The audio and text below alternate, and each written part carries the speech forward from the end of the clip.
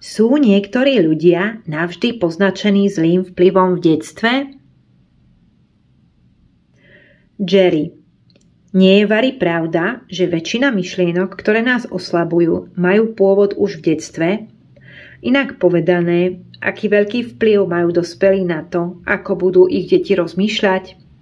A sú deti odsúdené na to, aby mali myšlienky plné odporu, ktoré prevzali od svojich rodičov?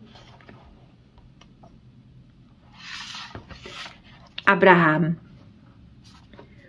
Odsúdené je z nášho pohľadu trochu silné slovo, ale nie je pochyb o tom, že deti sú ovplyvňované tým, ako zmýšľajú ich rodičia. Každý, kto niečomu venuje pozornosť, začne vysielať podobné vibrácie. Treba však mať na pamäti, že bez ohľadu na to, koľko máte rokov, stále je tu vzťah medzi vibráciami toho, na čo ste momentálne zameraní, a pohľadom, aký má na danú tému zdroj vo vašom vnútri.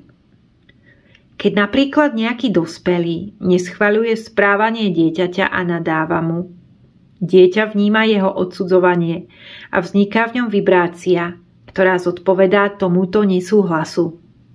Zároveň však zdroj dieťa chváli a súhlasí s ním, pretože nech ide o čokoľvek, zdroj nikdy neprestáva vyžarovať lásku a nezačne odsudzovať. Nikdy. Takže nesúlad medzi aktívnymi vibráciami nesúhlasného postoja dospelého a vibráciami lásky plynúcej zo zdroja vyvolá v dieťati nesúlad vnímaný ako negatívny pocit. Keď sa objaví negatívny pocit, vždy to znamená nesúlad medzi postojom zdroja a pohľadom vás vo vašom fyzickom tele. Je dôležité poznamenať, že sa neobjaví žiadny negatívny pocit, kým nevznikne protikladná vibrácia.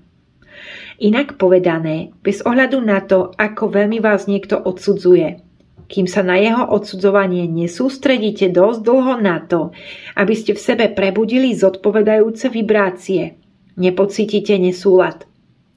Lenže mnohí rodičia sú si tak absolútne istí svojou pravdou, že sa zo všetkých síl snažia ostať zameraní na správanie, ktoré je podľa nich nesprávne, až kým sa im nepodarí vzbudiť v dieťati dostatočnú pozornosť a vyvolať v ňom nesúlad.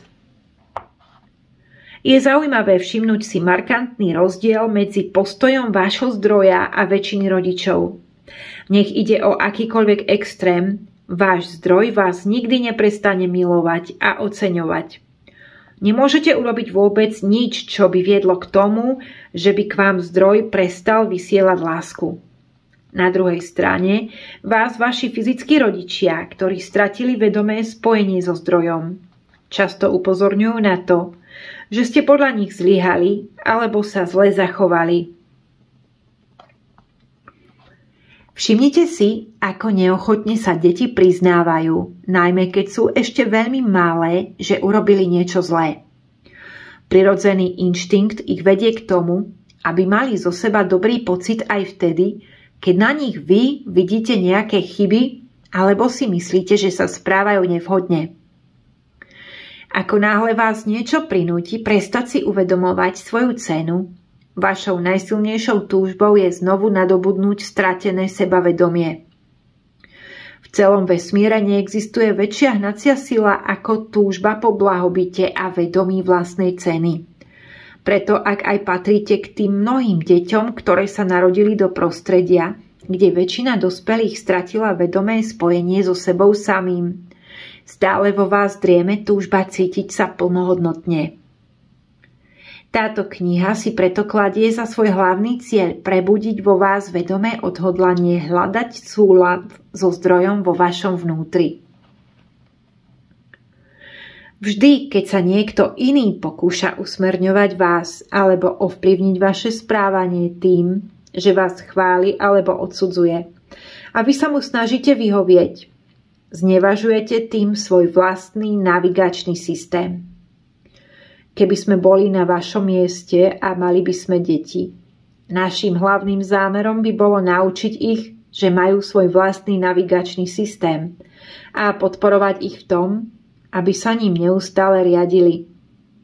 Je nám totiž jasné, že nejaké vedomosti, ktoré môžeme svojim deťom odovzdať, sa ani zďaleka nevyrovnajú udržiavaniu stáleho súladu s ich vlastnou širšou perspektívou.